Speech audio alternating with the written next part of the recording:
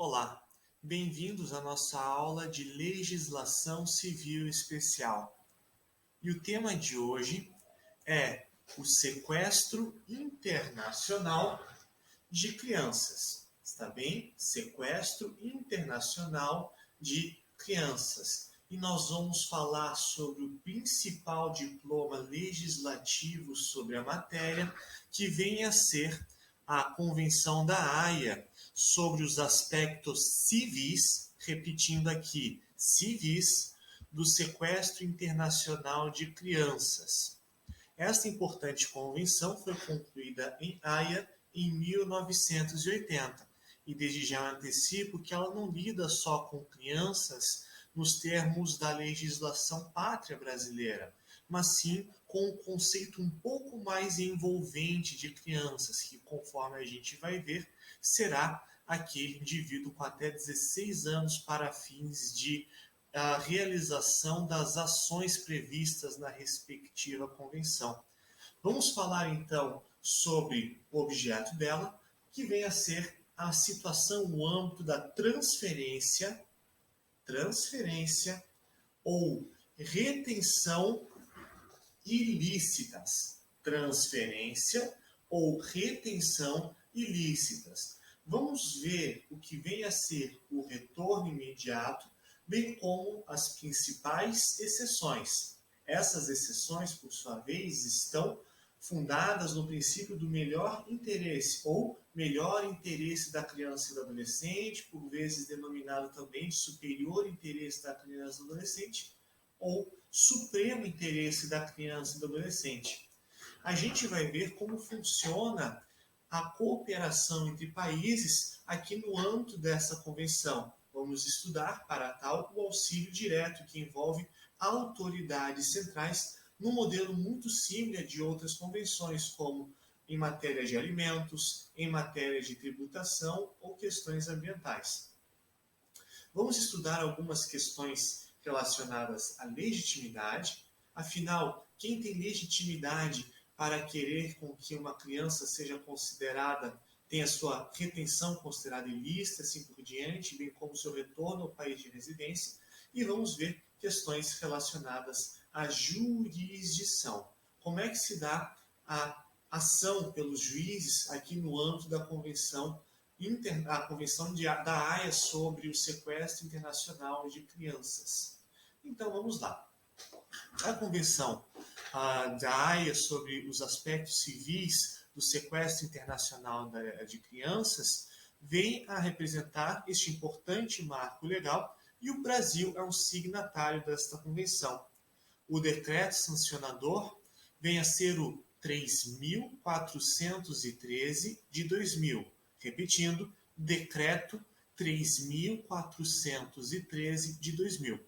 Basta então você acessar o decreto 3.413 de 2000 no site do Planalto, que você vai ter acesso ao texto da convenção. E com que lida essa convenção? Por que os países formularam esse instrumento internacional? Basicamente, este instrumento lida com a seguinte situação. O que acontece quando uma criança é residente em um país, mas de repente um pai, um genitor ou um responsável por esta criança leva esta criança para um outro país e lá ela passa a permanecer? Como é que se tutelam os interesses dessa criança? Se nós aplicássemos aqueles instrumentos clássicos de cooperação internacional, ou seja, a expedição de uma carta rogatória, assim por diante, isso se mostraria ineficiente. Se os países dependessem da expedição de cartas rogatórias, reciprocidade, instrumentos clássicos, as crianças poderiam passar muito tempo em países nas quais elas não residem, você não teria efetividade na tutela do melhor interesse das crianças.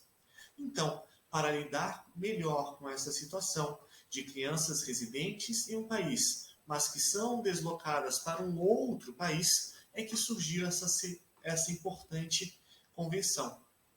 E eis que, vamos pensar que um pai tenha somente um filho com a sua esposa e a esposa venha a levar essa criança para um passeio na Disney e ela nunca mais queira voltar para o Brasil. Será que isso é um sequestro? Será que a convenção lida com esse tipo de situação? Será que a mãe quer efetivamente sequestrar o filho?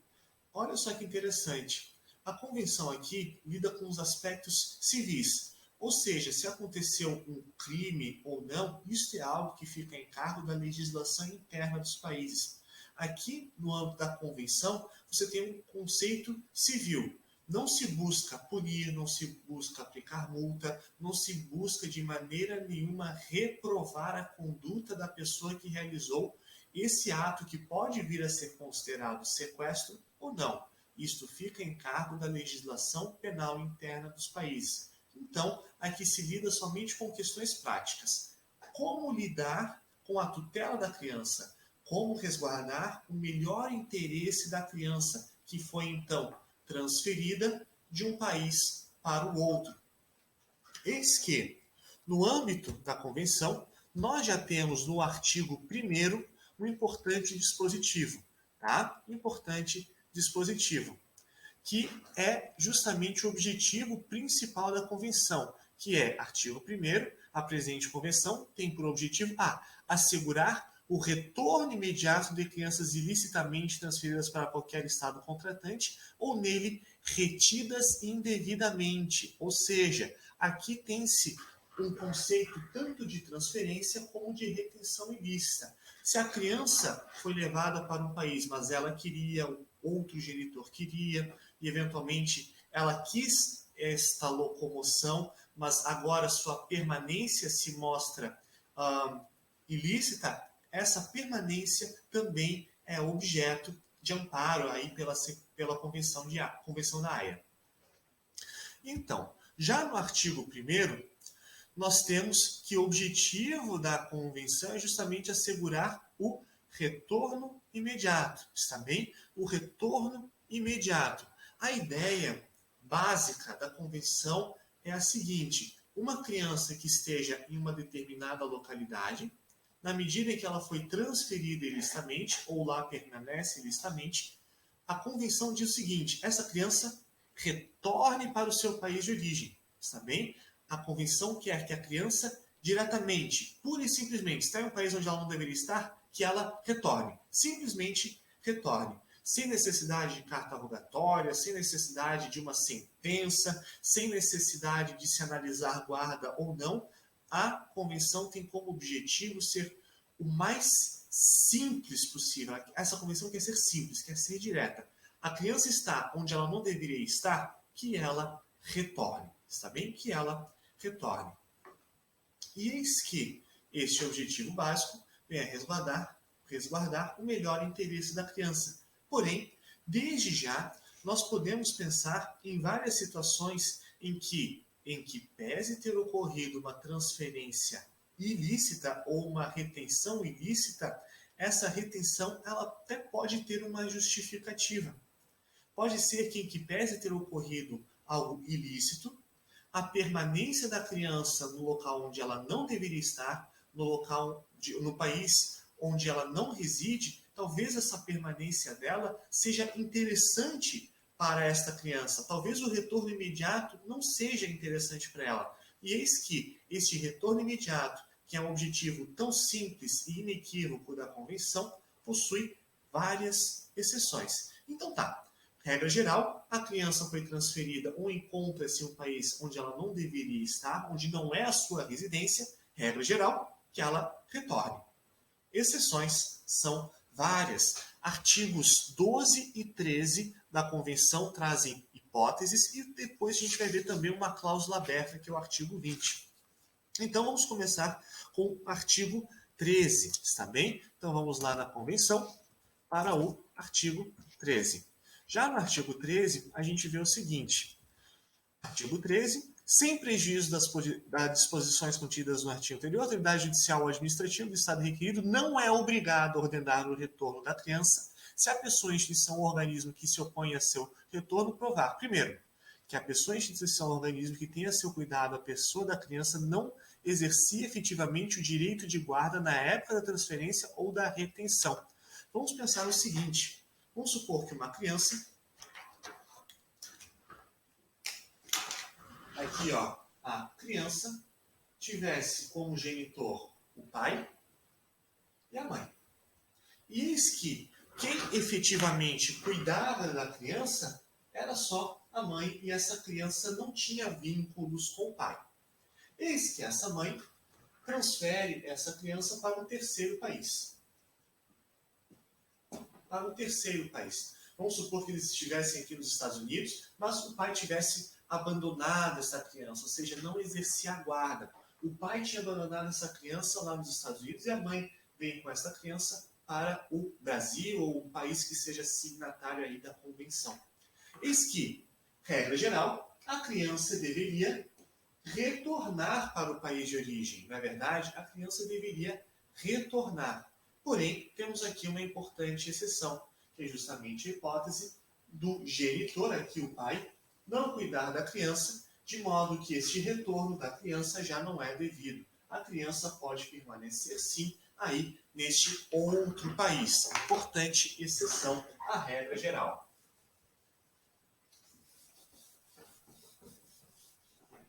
Vamos ver agora mais uma exceção. A linha B do artigo 13. Vamos supor que exista um risco grave de a criança no seu retorno ficar sujeito a perigos de ordem física ou psíquica ou de qualquer outro modo ficar numa situação intolerável. Então vamos pensar agora na seguinte situação. Essa criança possui vínculos com o pai e com a mãe. E eis que neste país, vamos supor que naquela região específica nós tenhamos aí um conflito, ou então nós tenhamos alguma situação de uma crise, uma fortíssima crise, uma crise econômica aí excessiva. Qualquer motivo é suficiente para fazer com que uma criança que seja levada agora para um outro país não tenha mais que retornar. Olha só, ainda que essa criança tivesse um contato com o pai, tivesse um contato com esse outro genitor, na medida em que a situação que essa criança se encontrava já não se mostra viável para garantir a segurança dela, a integridade dela e assim por diante, essa criança já pode aí ser eventualmente transferida para outro lugar e ainda que transferida ilicitamente, ela não é obrigada a retornar para o local de origem. É necessário que nós tenhamos situações graves como conflito, crise, guerra? Não, não é necessário. Vamos supor que agora a criança ela esteja sofrendo um forte preconceito na escola. Vamos supor que essa criança agora esteja sofrendo de bullying, tá? Bullying. Uma criança, aqui é um G, né? Bullying, aqui é um MG. Essa criança está sofrendo um forte bullying na comunidade em que ela se encontra nos Estados Unidos, pelo fato dela ser filha de brasileiros, por vezes existe, infelizmente, a xenofobia e assim por diante. Eis que o Estado deste país, que é um país desenvolvido, um país que tem excelentes condições, neste país a criança está passando por abalo psicológico e assim por diante. Vamos supor que a mãe então vá para o seu país natal com essa criança e lá permaneça. E a criança já não sofre bullying, já não sofre nenhum tipo de doença mental, nenhum tipo de constrangimento. Essa criança é obrigada a voltar para o seu país de origem, onde era exercida a guarda pelo seu respectivo genitor anterior. A resposta é negativa. Por quê? Porque se olha o lado da criança, né? Se olha o lado da criança. Se ela sofria, então, com bullying lá no respectivo país onde ela residia, agora está no outro país, ela não é obrigada a retornar. Esse terceiro país não é obrigado a realizar as ações de restituição aí desta criança. Vamos pensar agora em mais algumas situações.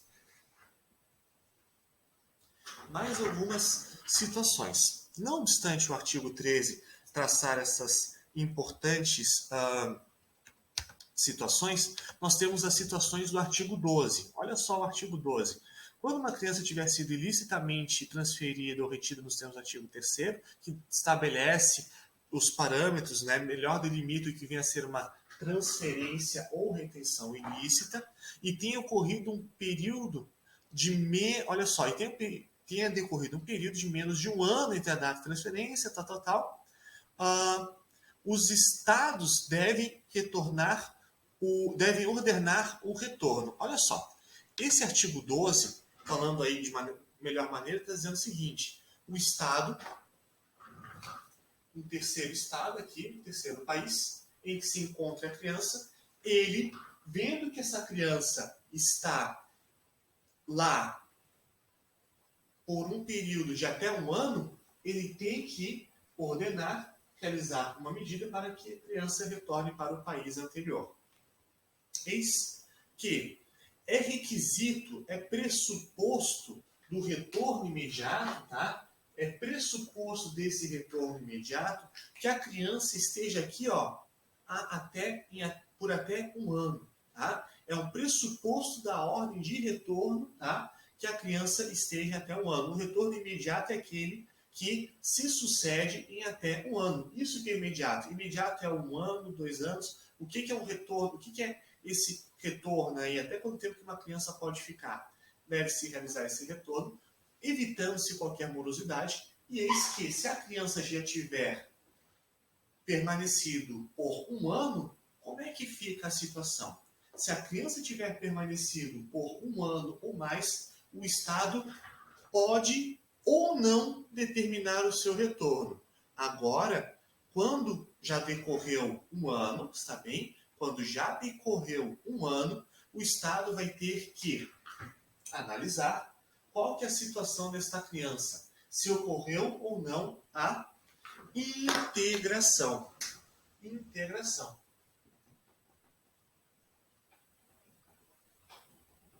Se já ocorreu ou não a integração. Olha só, a criança morava no país, veio com a sua mãe para um outro país. Vamos supor que pai e mãe venham discutindo por um bom tempo, onde a criança deveria crescer, se desenvolver, e essas tratativas entre pai e mãe passam por 1 mês, 2 meses, 3 meses, algo que deveria ser uma experiência curta se transforma em uma experiência mais longa, e eis que decorre 1 ano.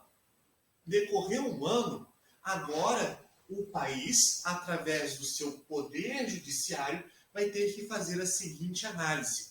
Esta criança, ela já se integrou a este novo país?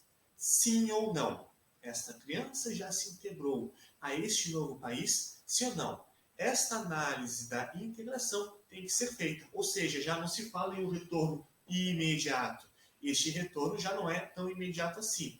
É um dever do país em que se encontra essa criança realizar análise se ela encontra-se integrada ou não, se ela já estabeleceu vínculos, se ela já tem novos amigos, se ela já domina essa língua e assim por diante. Interessante notar que, ainda nos termos do artigo 12, tá? Mesmo que não tenha decorrido 1 ano, ou melhor dizendo,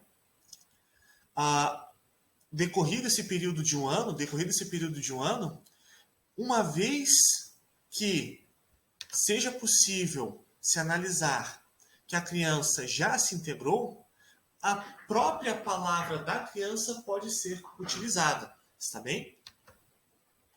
A própria palavra da criança, a própria opinião dela pode ser utilizada como parâmetro aqui. Outra questão interessante. Vamos supor que o Estado tenha fundadas razões para acreditar que, em que pese não ter passado 1 ano, este processo de integração já tenha ocorrido. É possível, neste ponto, então, que esse retorno imediato já não seja ordenado.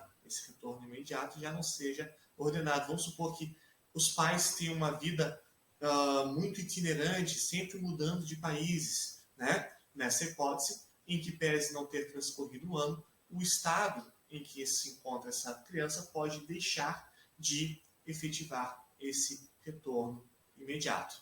O que mais? Temos também, além dessa noção de integração, nós temos que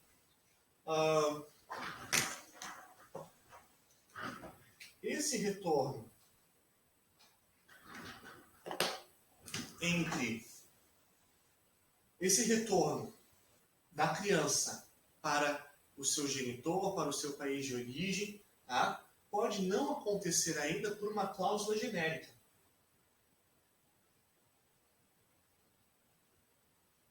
Tá? Uma cláusula genérica. O que acontece? Temos aí o artigo 20, está bem? Temos o artigo 20 da Convenção, que estabelece como uma cláusula genérica justamente esta necessidade de uma compatibilização do objetivo maior da Convenção com os princípios fundamentais do Estado requerido, né? Do terceiro país, que é o Estado requerido.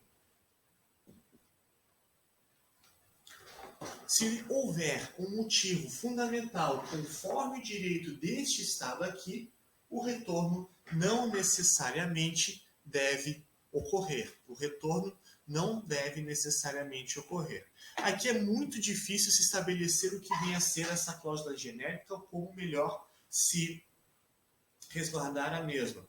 Uma interessante hipótese que é notada na literatura inglesa diz respeito ao seguinte: o caso de uma criança que eventualmente seria transferida, né, uma hipótese em que o pai, o genitor, queria a transferência dessa criança para um país, sendo que essa criança iria para um país árabe. Ela estava em solo inglês, um país ocidental, né, um país bastante desenvolvido em princípios relacionados à liberdade, assim por diante, e essa criança, uma menina, então retornaria para solo árabe. E agora, se fôssemos aplicar a literalidade da lei, talvez ela devesse retornar.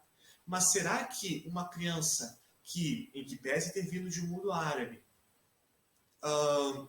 já se encontra por um certo período de tempo em solo de um país ocidental, um país com princípios muito distintos, não querendo fazer o julgamento da questão cultural, da cultura ocidental, cultura oriental, cultura árabe, assim por diante, mas sob a perspectiva da criança, será que uma ida, uma movimentação, uma transferência de uma cultura liberal para uma cultura mais conservadora, será que isso poderia impactar psicologicamente a criança?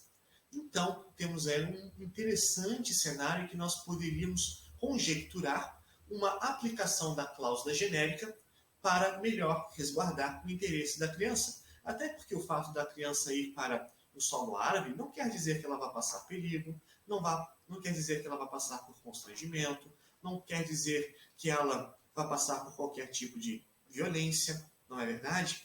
Nessa hipótese, então, em que a criança saísse de uma cultura e fosse para outra muito distinta, seria uma hipótese de aplicação da cláusula genérica, né? Essa é a aplicação da cláusula genérica. Não é perigo, não há nada que possa afetar a criança, mas para melhor resguardar os princípios fundamentais de amparo à criança do país requerido, possivelmente esse retorno não deve ser ordenado. Outra questão importante no que diz respeito à integração ou não da criança, até que ponto a criança... Outra questão interessante, até que ponto a criança encontra-se matura o suficiente, né? A criança, vamos supor, nos termos da convenção, conforme a gente tem aqui, é criança até 16 anos. Alguém que tem 15 anos, será que essa pessoa já não pode decidir em que país ela quer morar? Então, nós temos que é possível, tá? É possível se realizar uma prova pericial psicológica, tá? No Brasil, é possível se realizar uma prova pericial psicológica. Essa prova pericial psicológica, para melhor se entender qual o estado da criança, se ela está integrada ou não no território nacional, é viável, conforme pacífica jurisprudência, e foi cristalizado este entendimento no recurso especial, repetindo, recurso especial 1.239.777 de Pernambuco. Anotando aqui, ESP 1.239.777 de Pernambuco.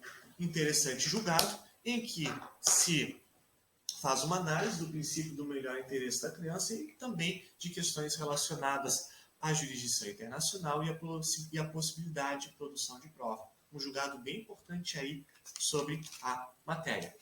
Outra questão, eu acabei de falar o seguinte, temos uma idade limite, né? Essa idade limite de 16 anos é objeto de concursos públicos, está bem? Se você quiser, então, realizar concursos públicos em qualquer área federal, né? Ou seja, Justiça Federal, conforme a gente vai ver competente para esse tipo de caso, concurso para analista, Ministério Público Federal, atente-se que essa idade de 16 anos ela é muito específica, né? E ela está prevista no artigo 4 da Convenção, que diz o seguinte: a Convenção aplica-se a qualquer criança que tenha residência habitual no Estado contratante e imediatamente antes da violação do direito de guarda ou de visita. A aplicação da Convenção cessa quando a criança atingir a idade de 16 anos, tá? Ou seja, aqui está se lidando com o conceito de criança daquele que tem até 16 anos. Artigo 4 é muito importante.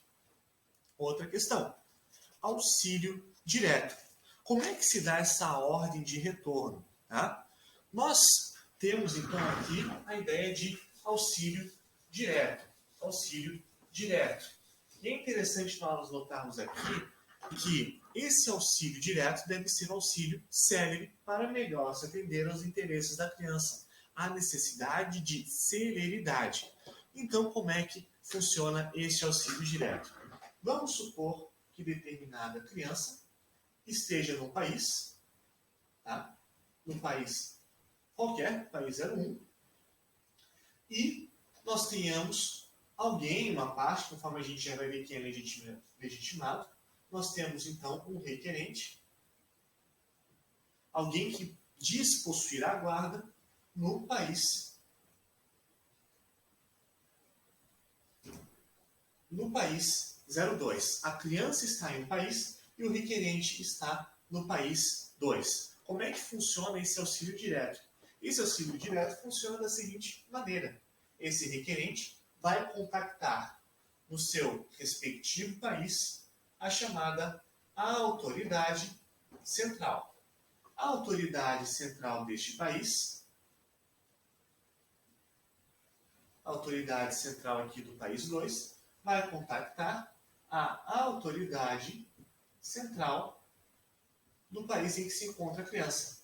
Vai haver aqui um intercâmbio de informações e cooperação entre essas duas autoridades centrais.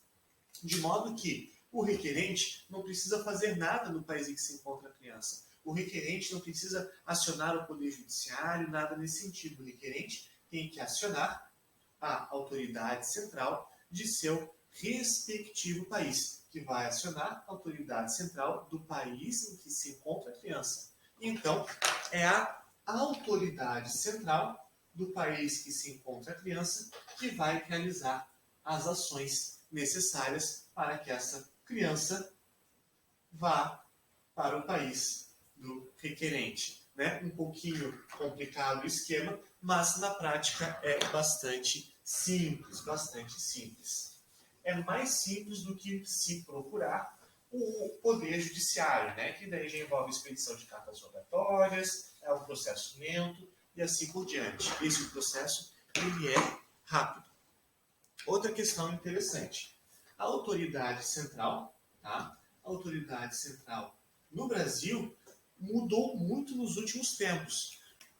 Há até pouco tempo era a Secretaria de Direitos Humanos, vinculada ao que mudou, por sua vez, ao Ministério da Mulher, Ministério, enfim, Ministério da Família. Teve uma série de mudanças aí desde o governo Dilma, governo Temer, governo Bolsonaro, tá? A Autoridade Central do Brasil, que já ter sido a Secretaria de Direitos Humanos, já ter sido Secretaria da Presidência, atualmente é o DRCI, tá? DRCI, Departamento de Recuperação de Ativos, documentos de recuperação de ativos e cooperação internacional, tá? Departamento de Recuperação de Ativos e Cooperação Internacional. E como é que esse DRCI vai operar? Ele vai fazer o seguinte: o DRCI vai contactar justamente a pessoa que tem a guarda da criança. Tá? O DRCI vai administrativamente contactar a pessoa que tem a guarda da criança. Se administrativamente essa pessoa realizar as ações necessárias para o retorno dessa criança, resolve-se assim o problema. Se este guardião, esse guardião não cooperar, tá? Não cooperar com o DRCI, o que o DRCI faz? Vai então estabelecer um contato, vai acionar a AGU, que vai representar a União e vai tomar as medidas judiciais cabíveis para que a criança seja retornada ao seu país de origem, também. Então, no Brasil, nós temos como autoridade central, DRCI, que vai representa a União, mas justamente quem vai postular em juízo vai ser a AGU. Questão importante com relação à legitimidade. Quem é legítimo para dizer que uma criança encontra-se retida ilicitamente ao lugar ou foi transferida ilicitamente?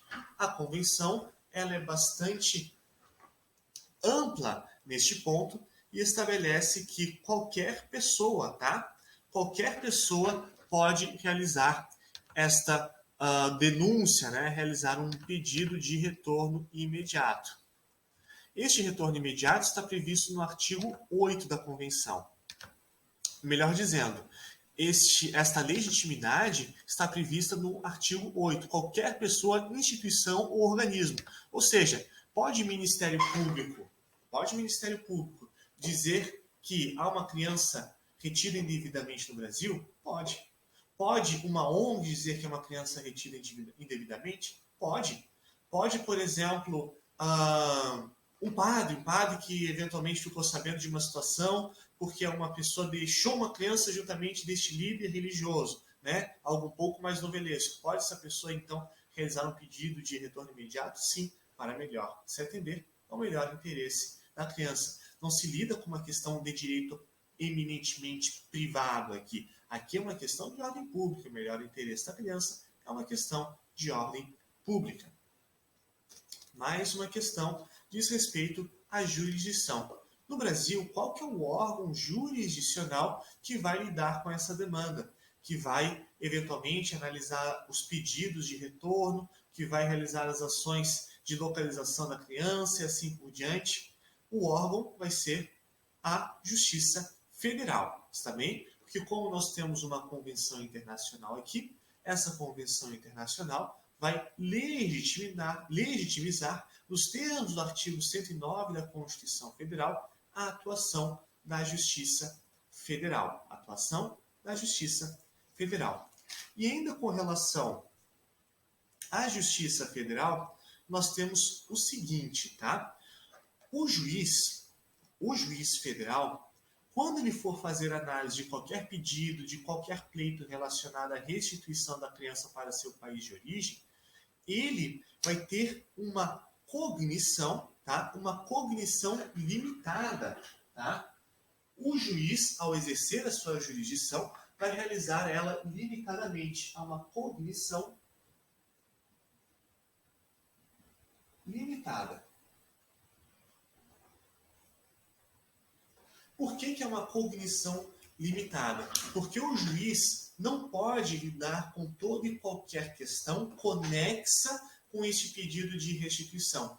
O juiz não pode, por exemplo, decidir sobre a guarda. Olha só, vamos ler o que diz o artigo 17 da Convenção da Haia. Tá? Vamos agora passar a análise do artigo 17. Olha só. O simples fato de que uma decisão relativa à guarda tenha sido tomada ou seja passível de reconhecimento no estado requerido não poderá servir de base para justificar a recusa de fazer retornar a criança nos termos desta convenção, mas as autoridades judiciais ou administrativas do estado requerido poderão levar em consideração os motivos dessa decisão na aplicação da presente convenção. Olha só, a ideia é a seguinte: há que se realizar um retorno imediato. E ainda que seja exarada uma decisão relativa à guarda, tá? A criança encontra-se em um país. Justiça Federal já recebeu o pedido de restituição, mas um terceiro país agora vem com um pedido de guarda, aí, então, uma ordem para que essa criança vá para um outro lugar. Aqui, o juiz federal ele vai simplesmente fazer o seguinte, vai ver para que país essa criança vai ou não. Vai ver se há o retorno ou não. Não vai agora pegar essa questão da guarda e dizer que ele é ou não competente para a questão de guarda, ou ele vai decidir sobre a questão de guarda. Não. Aqui se lida tão somente com a questão do retorno. Se o retorno deve ser realizado ou não. Portanto, há uma cognição limitada, né? Infelizmente, a prática mostra que o Brasil, reforça que, infelizmente, não tem aplicado da melhor maneira os dispositivos da Convenção. Infelizmente, com alguns casos de tutela de guarda provisória, o que é vedado por essa Convenção. Não deve o juiz federal aqui dar uma guarda provisória até decidir pelo retorno. Não, o objetivo é o retorno imediato. E somente se tiver uma decisão de guarda emanada por outro país é que isto pode ser utilizado pelo órgão julgador para fins de determinação do retorno imediato ou não. Então é isso com relação ao sequestro internacional de crianças aqui em seus aspectos civis. Então, só retomando e fazendo uma revisão do que nós acabamos de ver. Vimos, então, a Convenção da Haia sobre os aspectos civis do sequestro internacional de crianças, que foi assinada em 1980, sendo que no Brasil ela encontra-se positivada, ela veio a ser promulgada, né, pelo Decreto 3.413 de 2000. Decreto 3.413 de 2000. Vimos que esta convenção tem como âmbito de aplicação as situações em que aconteceu uma transferência ou uma retenção ilegal de uma criança. Tá? A criança não deveria estar no estado em que ela está, deveria estar no seu estado de residência. Por que ela não está em seu estado de residência? Então, o âmbito de aplicação da convenção é justamente este. Essa convenção tem como principal objetivo determinar o retorno imediato. Este é o principal objetivo, fazer com que a criança que está em um país onde ela não deveria estar, que ela retorne. Está em um país onde não deveria estar, que ela retorne. O retorno deve ser imediato. O retorno deve ser célere, está bem? Isto decorre do melhor interesse da criança e adolescente, para que ela não fique tempo demais num país em que ela não tem vínculos, para que ela não sofra com uma cultura diferente, com a ausência de familiares, sem os amigos, está bem? É por isso que nós temos essa ideia de retorno imediato. Porém, o retorno imediato possui várias exceções. As principais exceções envolvem a ideia em que a guarda não era exercida por um dos genitores. Outra exceção diz respeito à hipótese da criança estar no território nacional por mais de um ano, né? Por mais de um ano a criança já está no território nacional, e pode ser que ela pode ainda ser retornada, mas ela não necessariamente vai ser retornada. Outra hipótese diz respeito à situação de perigo em que a criança pode passar, a situação de perigo que ela pode vir a ter no país em que ela residia, situações relacionadas à crise, situações relacionadas a abalo psicológico, eventual maus tratos até pelo seu genitor, e assim por diante. Não obstante tudo isso, nós temos a situação de integração dessa criança. Se a criança ficou um determinado período e ela queira permanecer aqui. Então, se a criança for madura o suficiente, já tiver passado já tiver um estado avançado de maturidade, a criança justamente pode vir a permanecer, sendo que nessas hipóteses, para melhor se entender o que a criança quer, nós temos a possibilidade, nos termos da jurisprudência do STJ, de ter prova pericial psicológica. Eis que, não obstante essas exceções, nós podemos ainda falar da cláusula genérica prevista no artigo 20, no sentido de que um país pode deixar de determinar o retorno da criança quando houver uns motivos relevantes, houver fundados motivos para que o seu ordenamento como um todo não permita esse retorno da criança para o seu país de origem. Como é que se dá este procedimento de retorno? Ele envolve o auxílio direto, que por sua vez diz respeito à promoção pelas autoridades centrais de um país com o outro dos atos necessários para o retorno da criança. No Brasil, o DRCI vai contactar o guardião de uma criança que esteja aqui ilicitamente para que essa pessoa retorne essa criança para o seu país de origem o quanto antes, de maneira ainda administrativa. Caso não seja possível administrativamente, é possível se acionar judicialmente quem? A Justiça Federal, e quem realiza essa ação é a AGU. A AGU vai acionar judicialmente a Justiça Federal para que realize as ações necessárias de determinação do retorno desta criança para o seu país de origem. Quem pode realizar este pedido? Qualquer pessoa. A convenção ela é abrangente no seguinte: pode ser pessoa física ou jurídica, pode ser um órgão governamental, pode até ser, por exemplo, o Ministério Público realizando este pedido. Mas só lembrando, quem vai realizar o auxílio vai ser o DRCI, por sua vez representado, caso judicialmente se mostre necessário, pela AGU. O Ministério Público Federal eventualmente pode contactar, acionar o DRCI, que vai, por sua vez, contactar a AGU, que, representando a União, vai realizar as ações necessárias perante a Justiça Federal. A autoridade central no Brasil é DRCI. Por fim, nós temos que o juiz competente será o juiz federal e a sua cognição vai ser limitada, porque o juiz federal não pode decidir sobre guarda provisória ou não e outras questões típicas de direito de família. Vai simplesmente aplicar ou não a Convenção Internacional com relação à ordem de retorno imediato da criança. Por enquanto é isso e até mais.